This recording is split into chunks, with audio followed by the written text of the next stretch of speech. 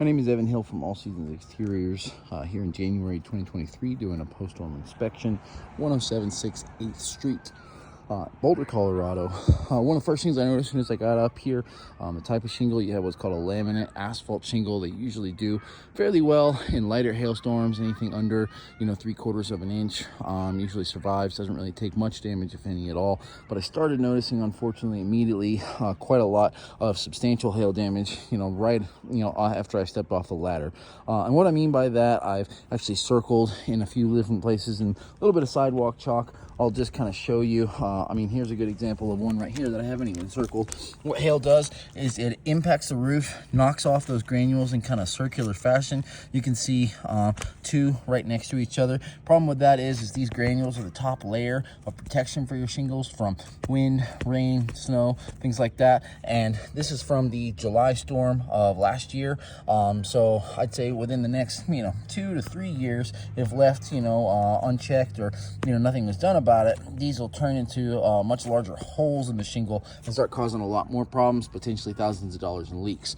How I know it's hail is just because obviously I've looked at thousands of roofs with hail damage before, but also I rub a little chalk over some of the soft metal areas like these, what we call turtle vents right here. You can see quite large dents. It shows the indentations by rubbing chalk over it. That's what an insurance company would call collateral, basically damage other than the roof. You can see it quite clearly on pretty much all these vents, and I need to make sure before you file a claim that there's damage on all slopes of the roof, which I definitely have done. Here's a good example of one that's been so deep it's actually exposed the fiberglass backing underneath, so that one's really bad.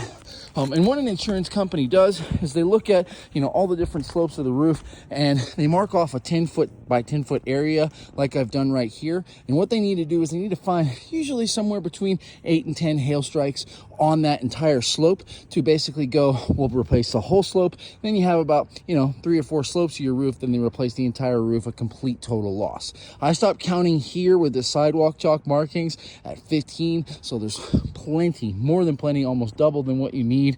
There's a lot of them that I didn't circle in order to get a roof replacement. The other small problems that I've noticed from the hail damage is we've got a cracked skylight right over here. So you can see that was a hail strike, that kind of half moon shape right there. It's cracked all the way down.